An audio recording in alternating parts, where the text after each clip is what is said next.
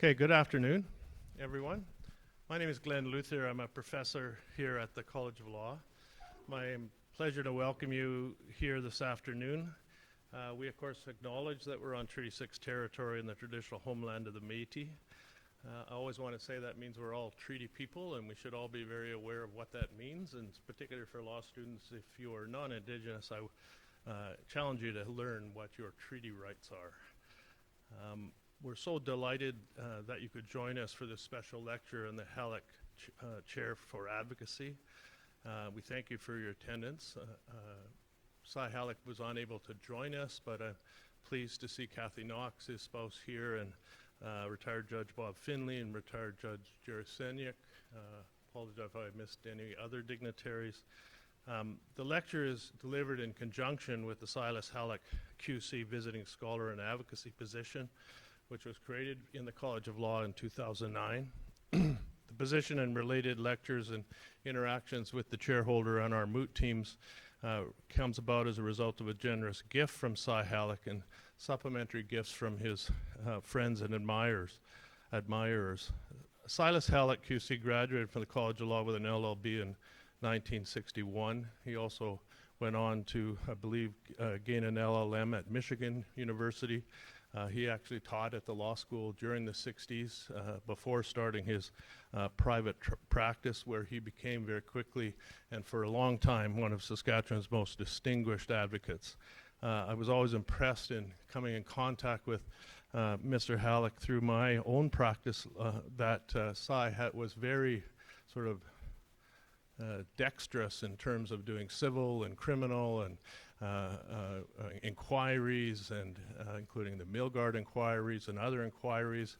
He traveled a lot. He was always in Calgary in my time in practicing, speaking at various events and speaking at the Trial Ad program in Alberta, and was very well known there and throughout the country. I can describe him as a mentor and somebody very meaningful in my life. He did a lot of work for First Nations in Saskatchewan as well, and spent considerable time as an adjudicator through the residential schools process even before the settlement came about. This year, we're very pleased to welcome Professor Carrisima Mathen. I said I would get that right and I didn't. LSM, who is a professor of law at the University of Ottawa. She is an expert in constitutional and criminal law. From 1994 to 2001, she was counsel and later the director of litigation for the Women's Legal Education and Access Fund, better known as LEAF, undertaking equality rights litigation before the Supreme Court of Canada and other courts. In recent years, Professor Mathen has developed a keen interest in the reference function in Canadian courts. Her new book, Courts Without Cases and the Law and Politics of Advisory Opinions, was released by Hart Publishing in April of 2019. A second book entitled The 10th Justice, co-authored by our own Dr. Michael Plaxton, is forthcoming in 2020 as part of the UBC Press Landmark Cases series. Professor Mathen is a noted media commentator, appearing in all forms of print and other media, both nationally and internationally. She's a 2018 recipient of the Law Society Medal in Ontario, one of their highest honors. Please welcome Professor Carrisima Mathen.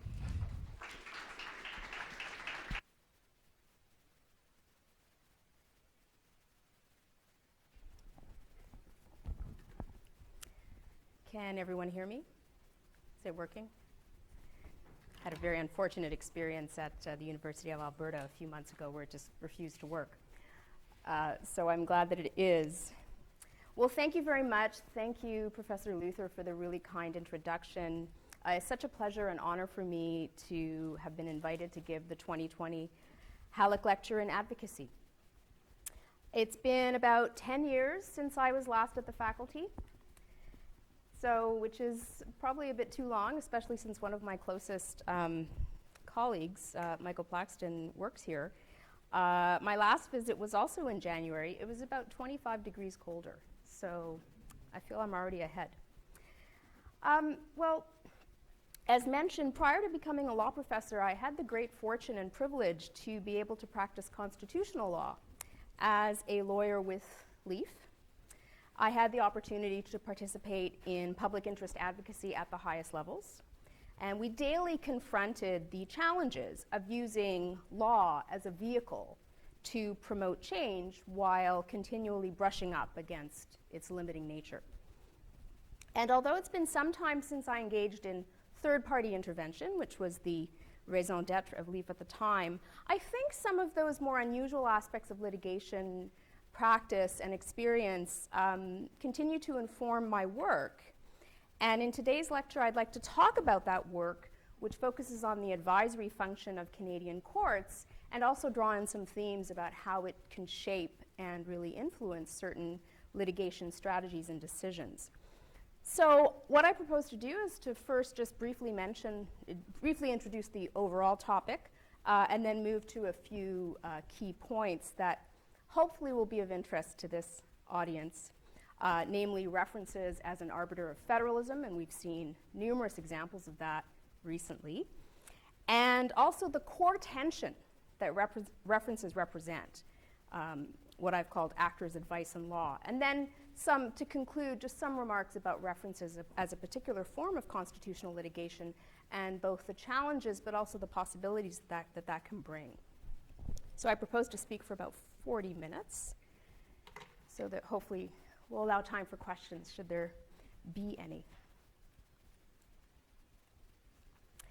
So if you were to ask any number of persons, what do courts do? Most of the answers somehow would incorporate the idea, courts decide cases. It might be expressed differently. Courts settle conflicts, courts give judgment, courts adjudicate disputes, courts vindicate wrongdoing. But at the root of the answer, I think, would lie some recognition of the fact courts decide cases. The reason you would tend to get an answer like that is that deciding cases is precisely what our courts tend to do most of the time. And indeed, that is what most courts in Anglo-American legal systems do almost all of the time. Canada, though, has allocated a separate and additional function to its courts: the ability to issue opinions in the absence of a live case. They have done this since 1875, and these proceedings are called reference proceedings, and they produce advisory opinions. Advisory opinions have been part of some of the most pressing, urgent, important legal and political disputes in Canada since Confederation. They involve such issues as patriation, same-sex marriage, the secession of a province, namely Quebec, Senate reform, rights issues regarding firearms registration and assisted human reproduction, and even the ill-fated nomination of a person, Justice Marc Nadon, to the Supreme Court itself. These were all tremendously significant constitutional moments, and they've been studied in their own sphere in terms of what they said about those particular disputes. But as a distinct legal phenomenon in and of itself, references are surprisingly underexplored in Canada. And so I published a book in April of 2019 that presents the first full-length scholarly treatment of the reference function in Canada.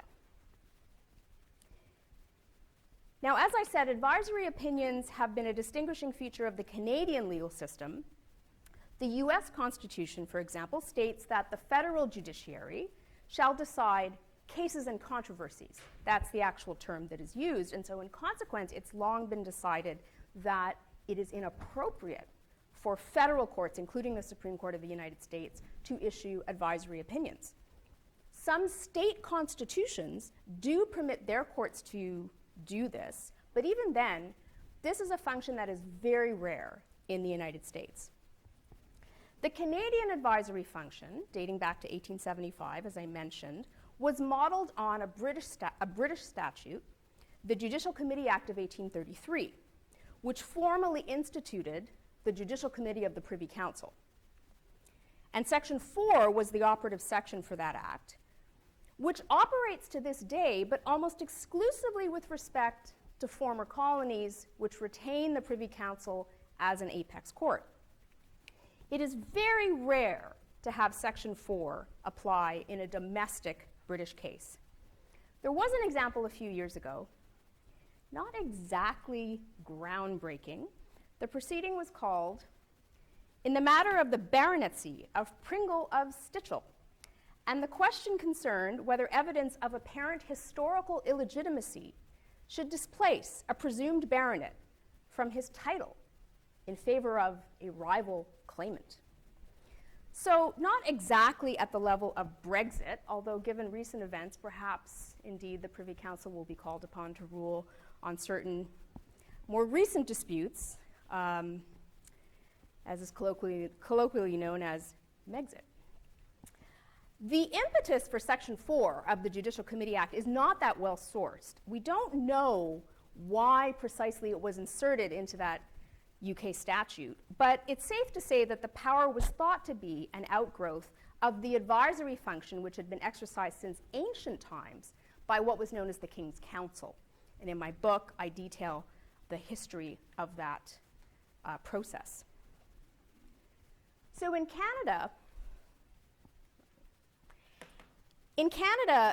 references are initiated by Cabinet or the Governor in Council, and they have an unlimited scope in terms of their questions.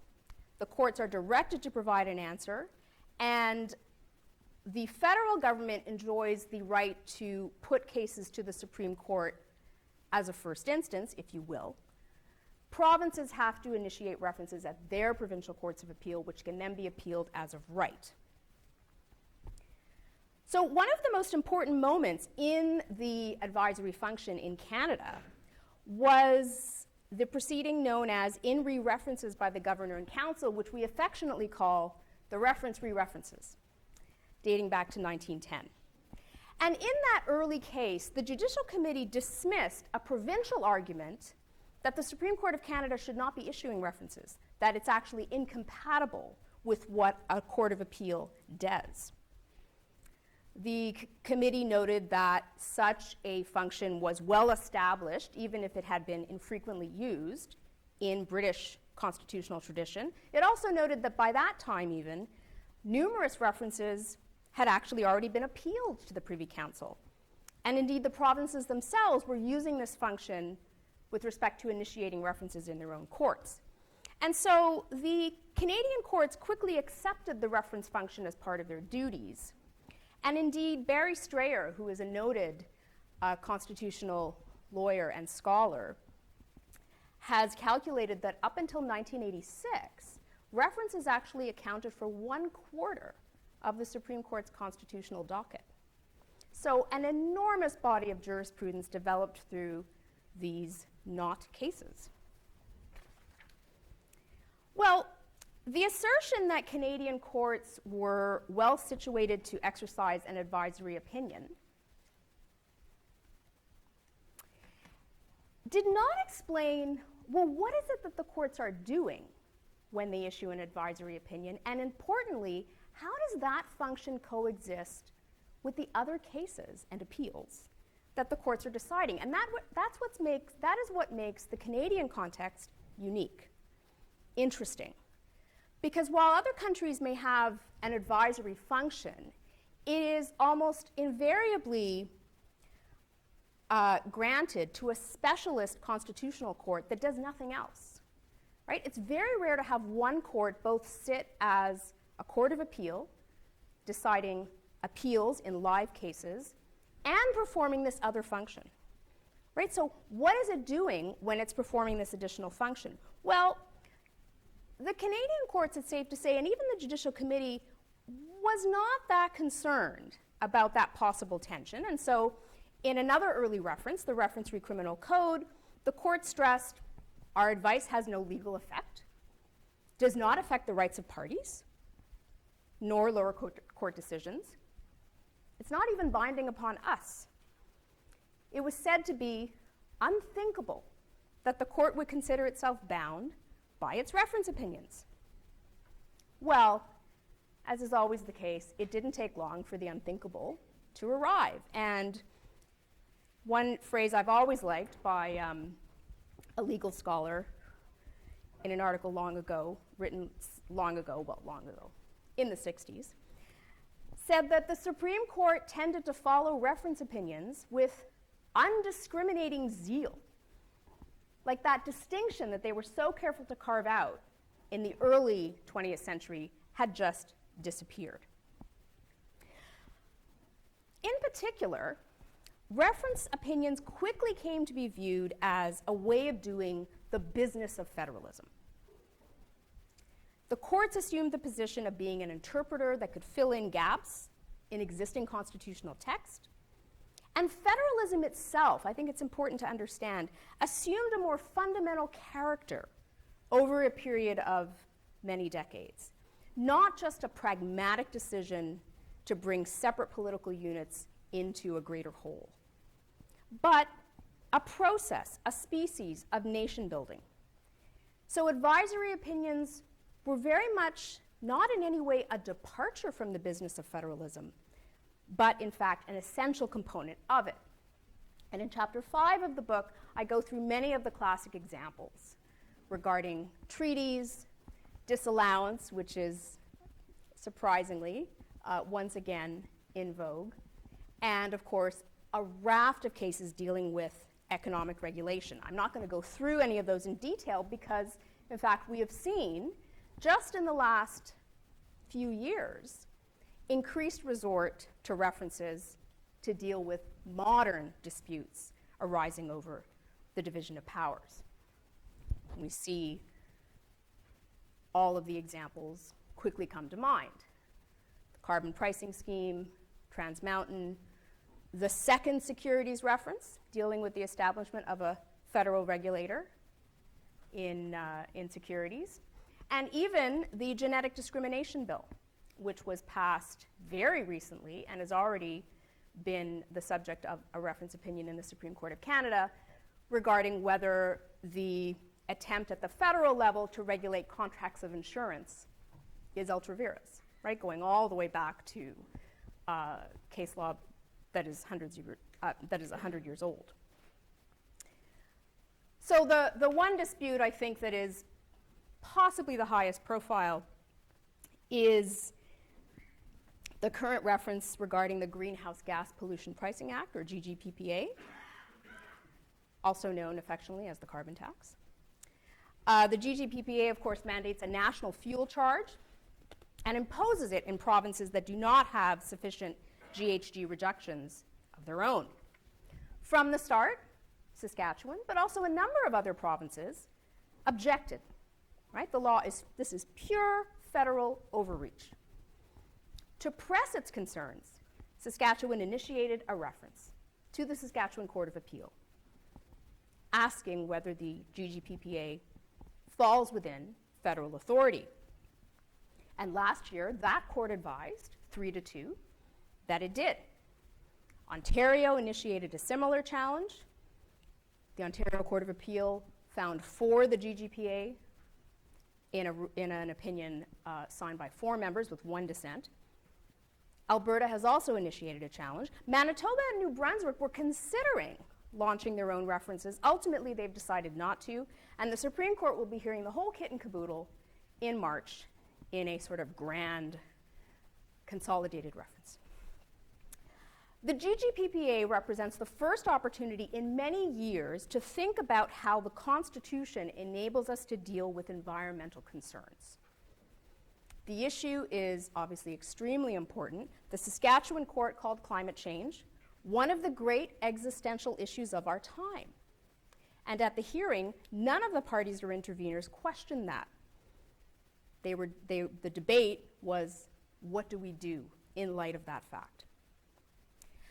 So, just to remind people, while some constitutional subject matters like fisheries, incidentally, clearly involve some aspect of environmental management, the Constitution makes no reference to the environment per se.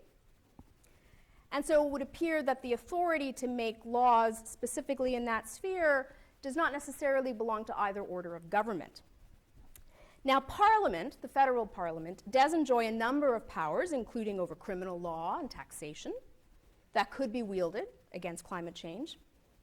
But in this case, the government has not largely relied on those powers. It has offered an alternative reading of the fuel charge as a valid federal tax.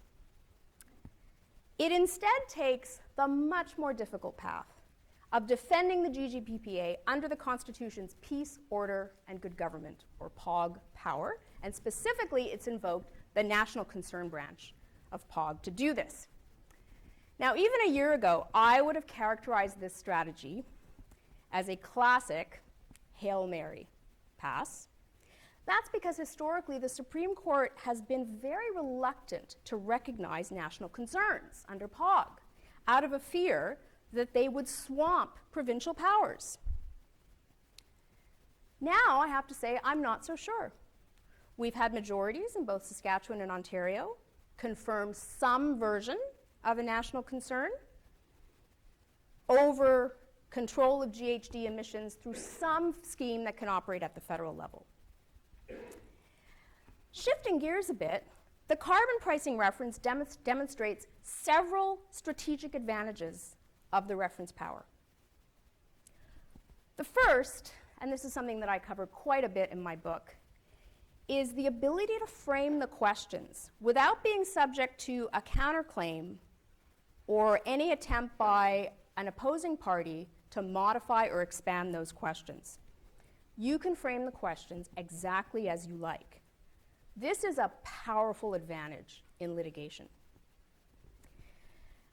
There is also, obviously, a much speedier progression through the courts, because even at the provincial level, you bypass the courts of first instance and go directly to the courts of appeal, and of course for the federal government, you can refer something directly to the Supreme Court. The provinces, it should be pointed out, guarantee themselves an audience before the Supreme Court once they have secured that provincial reference. References also enable coordination among governments, most commonly at the provincial level, but not necessarily, but in this case, certainly. You can launch multiple proceedings and adjust tactics along the way, particularly if you stagger those proceedings to see how the courts respond. And multiple proceedings at the appellate level before numerous judges simply increases the odds that your arguments will find favor with at least one judge, which can be very helpful. And because invariably the attorneys general have the right to appear in all of these proceedings, albeit not as moving parties, they, as well as third-party interveners, have the ability to test and sharpen their arguments. This is simply something that is not possible in ordinary live litigation. As well, because references don't involve a live dispute between named litigants, the court may consider itself to have more latitude to accept different arguments. In the Saskatchewan reference, the majority largely adopted a narrower approach to POG offered by the Attorney General of British Columbia, which was intervening as a third party, which focused not on controlling carbon emissions per se, but on setting a national price. And indeed, the federal government seized on that argument made by BC literally in the hearing, right? So pro tip, if you have an opportunity to seize an argument that appears to find favor with the court that is not your argument, and the court seems open, do it. Do not hold on to your position. That's a classic mistake in legal advocacy. It can be uncomfortable for you to have to deal with the ramifications of that, but in this case, it actually was the basis on which the federal government won or sustained the legislation against a contrary opinion. Now, Saskatchewan framed its questions around the validity of the law. Was it ultra vires parliament or not? And so because of that, the court actually declined to consider another issue that arose during the hearing, which is whether the fuel charge, even if valid, could apply to provincial crown corporations. They said, you didn't ask that, we don't have to answer it. Didn't say it quite that way, but that was the essence of it. Now, interestingly, another province could have, in its own reference, put precisely that issue to the court. As far as I know, this issue has not actually been further pursued. but it would be a strategy that would be available. So while pursuing reference opinions in numerous provinces may appear duplicative, they can actually be quite helpful. The Supreme Court, of course, is not bound to follow the opinions of these lower courts, but it may wish to. It's probably well advised to consider how that regional perspective can filter, can shape its own analysis as the national apex institution. And this production of opinions can actually create a richer body of jurisprudence. That said, references also provide temptation that, in retrospect, you might regard as prompting an unwise decision.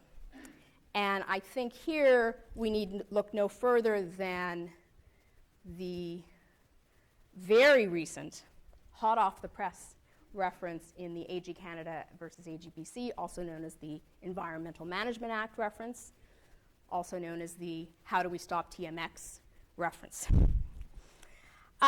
This is a reference that I think it is fair to say was being employed, at least in part, for explicitly political reasons, because the underlying legal issue, most constitutional scholars agreed, was not in need of clarification from the court. Under the Constitution Act 1867, there is little scope to challenge, on division of powers grounds, federal jurisdiction over a pipeline that begins in one province and extends into another. Right? It is a federal work and undertaking. Yet the province of British Columbia initiated a reference concerning draft amendments to its environmental protection law that would authorize it to restrict the flow of certain designated substances into the province. The only substance to date so designated was diluted bitumen. Were a court to agree that British Columbia had this power, it would clearly hamper the pipeline's primary function. Now, to be sure, British Columbia did articulate a sincere concern about the effect of transporting bitumen through its territory, but it had such a weak case in division of powers terms, and I think it is fair to say that part of the value to BC in initiating the reference was simply to slow down the pace of the project by injecting uncertainty into the legal status of the pipeline. Well, all of this came to a head last week when a full panel of the Supreme Court, after hearing full argument, dismissed British Columbia's appeal from the British Columbia Court of Appeal. That appeal, to adopt a technical legal term, tore a strip off the BC government, both for the proposed amendments and a number of its litigation strategies. I would note that British Columbia retained very experienced and senior outside counsel to argue this case, and he did not have a good day, in part because he was struggling to explain some of the decisions and statements made by government actors that were clearly at odds with his overall litigation strategy. I want to move now just to talk a little bit about this core tension I was mentioning earlier, which I deal with in the final two chapters of the book. And I like to joke, this was really what drew me to think and write about references in a sustained way. And I like to joke, I had to write 200 pages to get to the real heart of the book, but as it turned out, the journey was very much worth it. And what I explore is this tension that lies at the core of advisory opinions. And that is, there is an asymmetry. There is a disconnect between their formal status and their practical reality. Formally, references have no remedial or binding effect. They are advisory, precisely because they don't arise in the context of a live case. Practically, that's just not true. Practically, references exert the same force to comply, right? They compel the same obedience, if you want to talk about it in strictly legal theory terms, as cases do. And so I discuss that. I spend a fair bit of time discussing that, and I divide the two chapters deal with both the what is going on with respect to the non-judicial actors, primarily the executive, dealing with references, and then the last chapter, of course, deals with the attitudes of the courts themselves. And so for these non-judicial actors, I frame this as three broad questions. why pursue, and then why not or why to comply. Why do actors pursue references? Well, this I divide up into a series of several motivations: doctrinal guidance, coordination, strategy, what I call imprimatur. Doctrinal guidance, I think, is the most self-evident, the most obvious reason to pursue a reference, right? If you have a problem of some legal dimension that spurs uncertainty, then an actor, a state actor in this case, may look for ways to resolve it. And most of the references discussed in my book, most of the references that have been initiated in Canada involve to some degree this pursuit of doctrinal guidance. We can think of references pertaining to criminal law, such as motor vehicle, which sought clarity about the nature of criminal responsibility in the early days of Section 7 of the Charter. We can think about the prostitution reference, where the court had to determine whether long-standing prohibitions on aspects of the sex trade remained constitutionally valid in light of freedom of expression guaranteed under the Charter. An issue also may be sufficiently controversial that other actors won't take any steps if they are not sufficiently clear about the legal parameters. The 2014 reference that Prime Minister Stephen Harper initiated about the Senate is an example of this. Most provinces were very reluctant to enter into formal negotiations around the Senate. So the Prime Minister really sought to avoid more stringent routes to amendment and to see what could he do, or what could he use Parliament to do to enact change through the unilateral amending formula. He wanted that judicial input.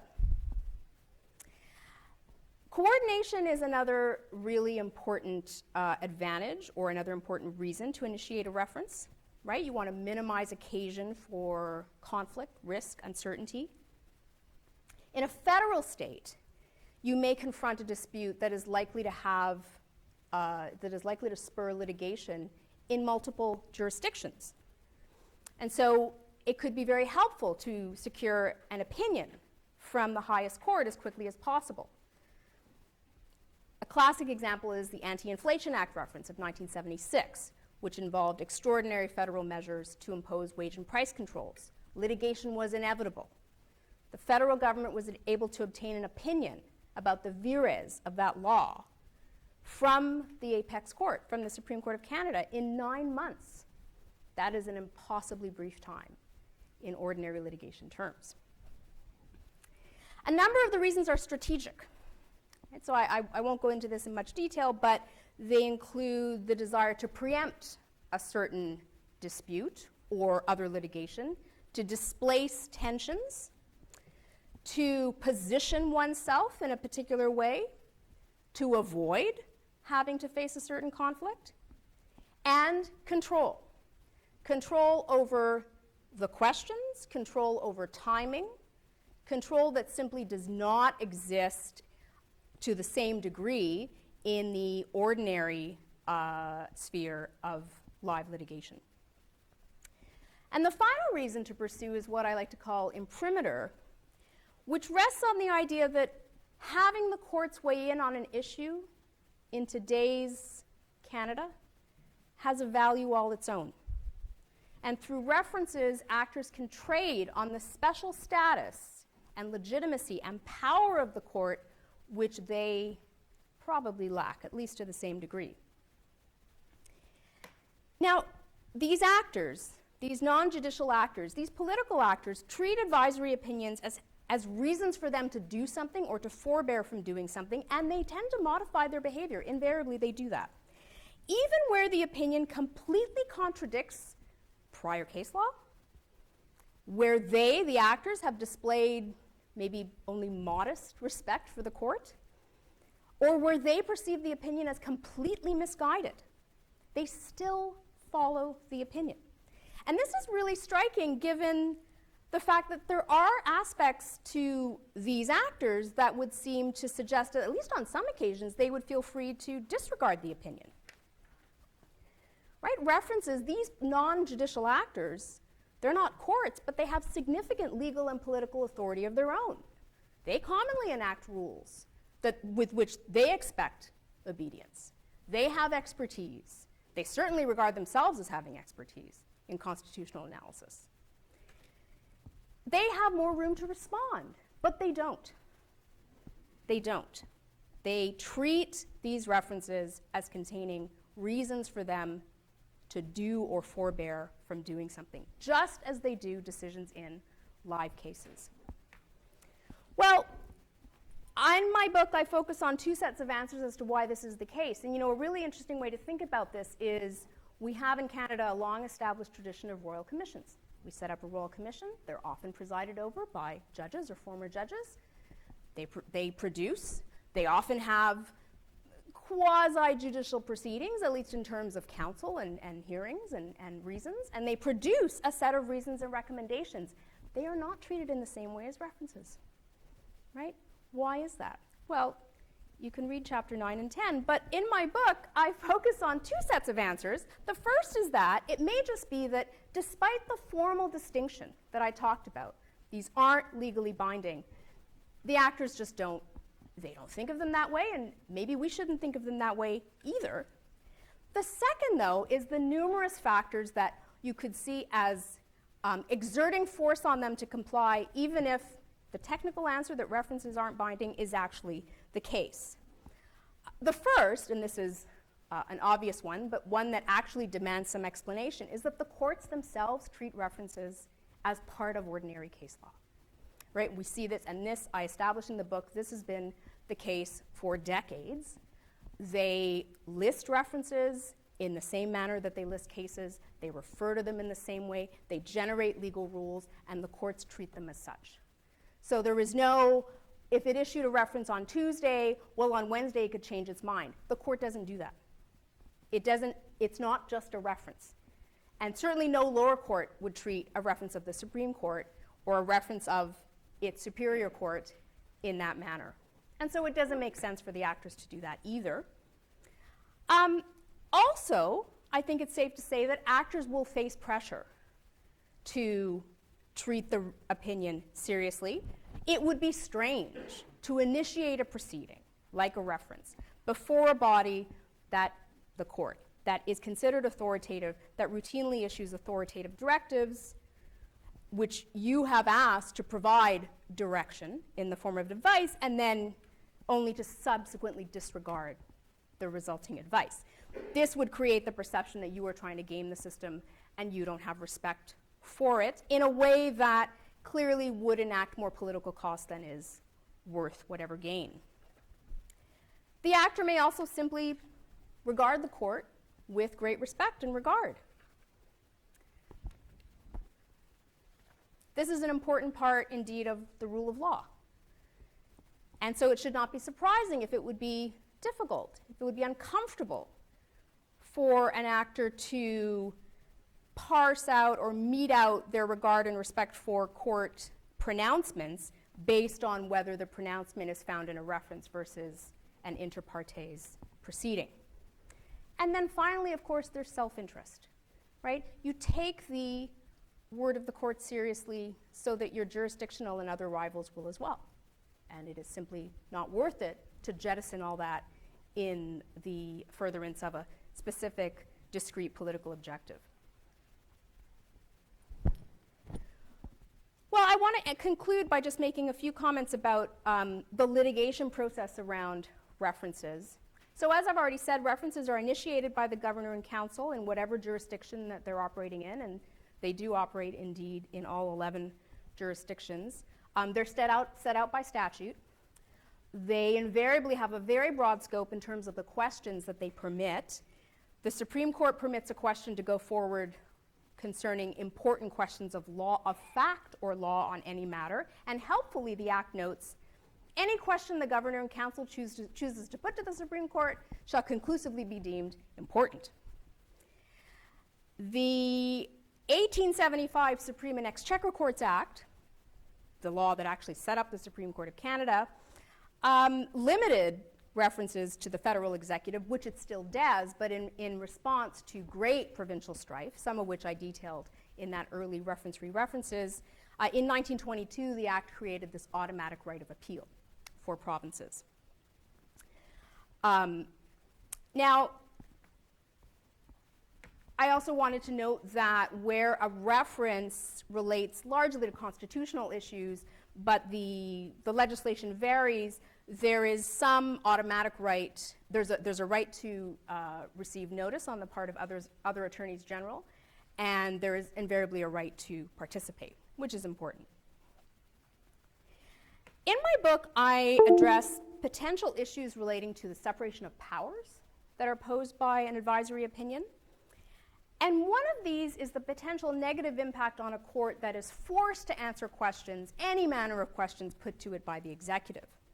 And what has happened is that the Supreme Court has developed a doctrine by which it can refuse to answer reference questions. And this is striking for two reasons. One, the Supreme Court Act actually frames the duty to answer as mandatory. It says, right on its face, the court shall provide an answer. And the second is, the court has never actually explained in detail how it is choosing to refuse to answer.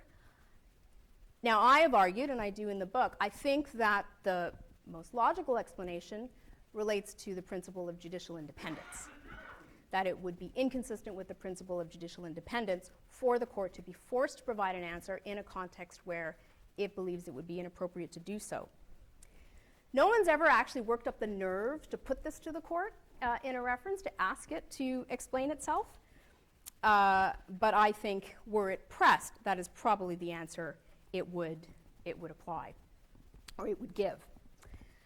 The other really powerful discretion that is left to the court is how it interprets the question, right? Sometimes the court will reframe the question in a way that the moving party really doesn't want it to do.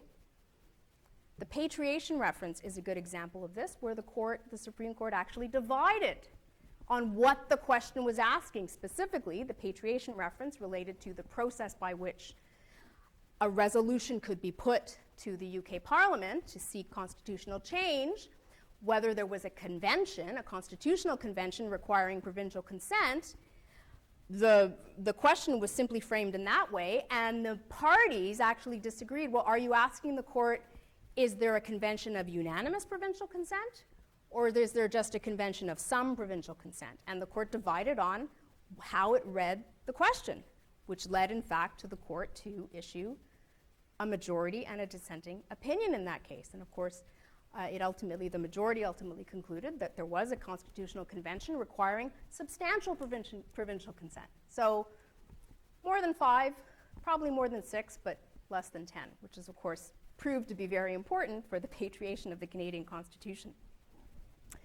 The court also has always been active in appointing third parties, showing that the court recognizes that even though this isn't arising in the context of a live dispute, it values some sort of adversarial context in references. The best known example of this probably is the Quebec secession reference, where Quebec refused to actually participate, and the court appointed amicus to present a plausible position by Quebec. Can references promote greater access to courts? Well, they can in one sense because, of course, they don't require the application of the ordinary rules of standing. They're just a decision to put a question to the court. And in the book, I actually describe the complementarity between public interest standing, which is a somewhat distinctive Canadian public law development, certainly very different, for example, from that which operates in the United States, and references, and sort of interesting to think about how the history of references might have shaped the court's willingness to consider broader issues that weren't tethered to a particular dispute. The great obstacle, of course, is the complete control over the reference process, at least in terms of the decision to launch one, that still resides in the executive. In terms of advocacy, references should provide greater scope for third-party input, precisely because there are no parties, there are no litigants with actual interests at stake, And so the ability for the court to consider third-party arguments would not raise the same concerns about prejudice or unfairness.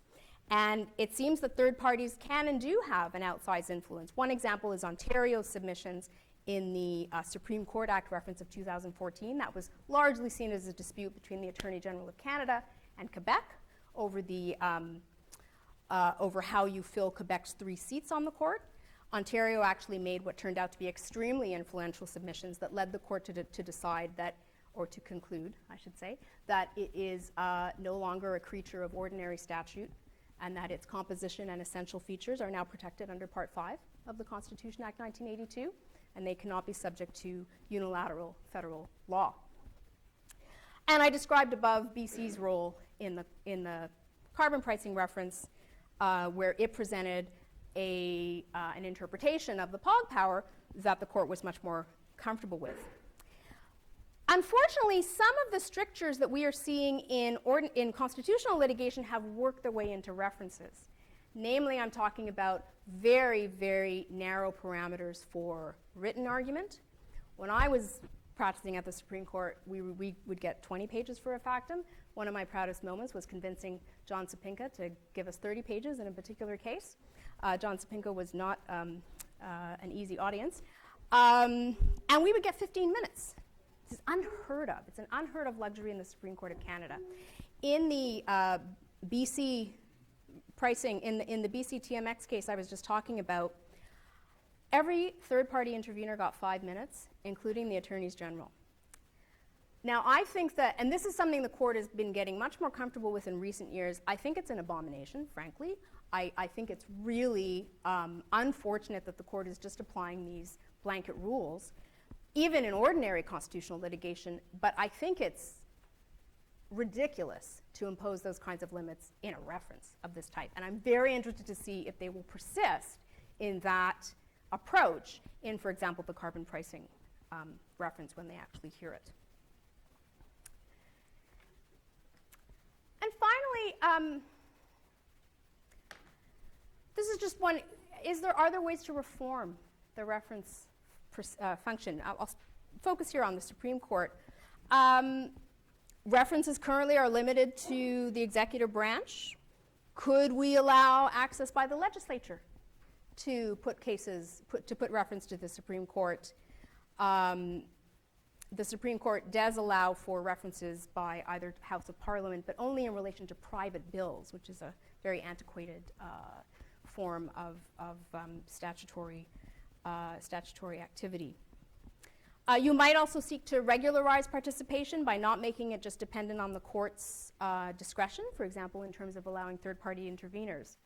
The problem is, any reforms that we would want to make to Supreme Court reference jurisdiction will have to be sensitive to the new constraints that the court has imposed on changes to the Supreme Court Act in that reference I just talked about, the Supreme Court Act reference, the Marc Nadon reference. I think it's pretty clear we could not abolish the reference function without formal constitutional change, but could you change other aspects of it? I suspect it will actually take a future reference to answer that question for us, and I also suspect that parties will not be eager to venture down that road. Thank you very much for your attention, and I'd be happy to take any questions.